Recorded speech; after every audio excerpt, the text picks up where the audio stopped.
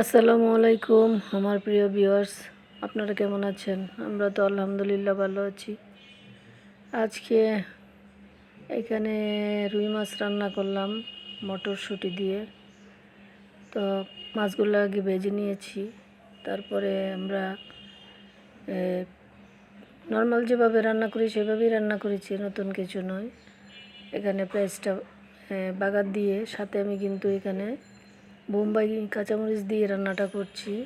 সাথে হলুদের গুঁড়ো, মরিচের গুঁড়ো, ধনিয়ার গুঁড়ো, জিরার গুঁড়ো সব কিছু দিয়ে রান্নাটা করছি।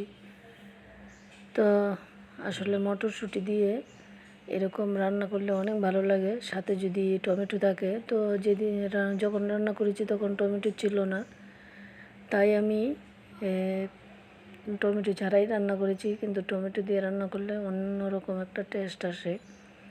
তো এরকম রান্না করে নিলাম, পেঁয়াজ বাটা দিয়ে দিলাম, তার আগে লবণ দিয়ে দিচ্ছি, দিয়ে আমি একটু সবগুলো কষিয়ে নিচ্ছি।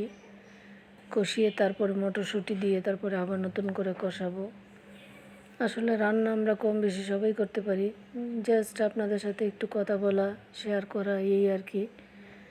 তো আমার পেজটাকে যারা ফলো দিয়েছেন তাদেরকে অসংখ্য অসংখ্য ধন্যবাদ।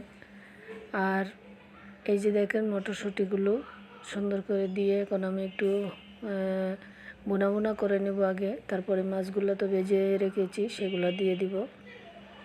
আর এই তরকারিটা খেতে আমাদের ঘরে সবাই পছন্দ করে।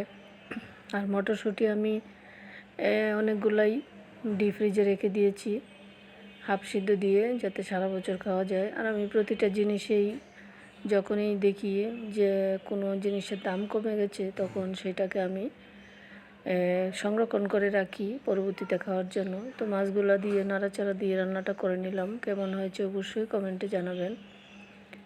আমার কাছে তো খুবই ভালো লেগেছে, আপনাদের কাছে কেমন লেগেছে কমেন্টে জানাবেন।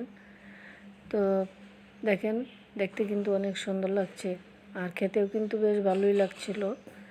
এখনকার মতো এখানেই শেষ করলাম, আবারও কথা হবে নতুন কোনো ভিডিও নিয়ে। সেই পর্যন্ত সবাই ভালো থাকবেন, সুস্থ থাকবেন, নিরাপদে থাকবেন।